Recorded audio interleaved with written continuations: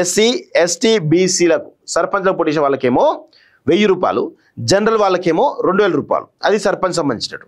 Ward member ఏమో SC ST బీసీలకేమో 250 రూపాయలు, అదేవిధంగా ఇటు జనరల్ వాళ్ళకేమో 500 రూపాయలు. తొలి దశ పంచాయతీ పోరుకు సిద్ధం అంటూ నేటి నుంచి నామినేషన్లు అంటూ కూడా చూస్తా ఉన్నాం. మొత్తానికైతే సర్పంచ్ ఎన్నికలు నేటి నుంచి నామినేషన్ల పర్వం అయితే కొనసాగుతున్నట్టు చూస్తా ఉన్నాం. సో నామినేషన్ పత్రానికి డిపాజిట్ రసీదు అట.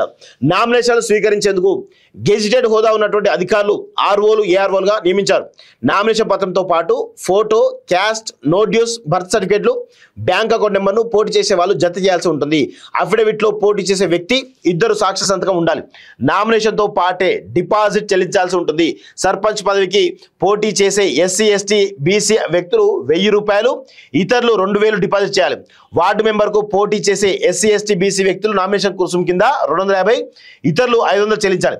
డిపాజిట్ క్యాష్ రూపంలో ఆర్ఓకు చెల్లిస్తే రసీదు ఇస్తారు. ఆ రసీదును నామినేషన్ పత్రానికి జోడించాలి, లేదంటే ఆ నామినేషన్ పరిగణలోకి తీసుకోరు. డిపాజిట్ రూపంలో వచ్చిన నగదును మండలం వారీగా ఎన్నికల అధికారికి అప్పగిస్తారు. వచ్చిన నగదును మండల జనరల్ ఫండ్ కింద జమ చేస్తారు. ఎన్నికల్లో గెలుపొందిన డిపాజిట్ అర్హత పొందిన అభ్యర్థులకు తిరిగి చెల్లిస్తారు.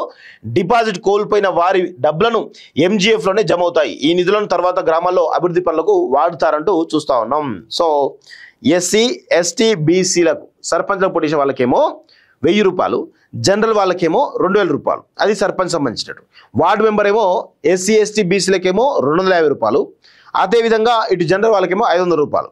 సో ఇక్కడ వాళ్ళు ఏం చేయాలి, ఆ డబ్బులు కట్టి ఆ ఆర్ఓ ఎవరైతే ఉన్నారో ఆయన రసీదు తీసుకోవాలి. ఆ రసీదు తీసుకొని ఆ రసీదు అక్కడ అటాచ్ చేస్తే అది డిపాజిట్ కింద కన్సిడర్ అవుతుంది. ఎవరికైతే డిపాజిట్ ఓట్లు వస్తాయో వాళ్ళకు తిరిగి చెల్లిస్తారు. డిపాజిట్ కోల్పోతే అవి ఆ అకౌంట్లోనే ఉండి గ్రామాభివృద్ధికి యూజ్ చేస్తారని చెప్పేసి చాలా స్పష్టంగా ఈరోజు ఎన్నికల కమిషన్ చెప్తున్న విషయం కనబడతా ఉంది.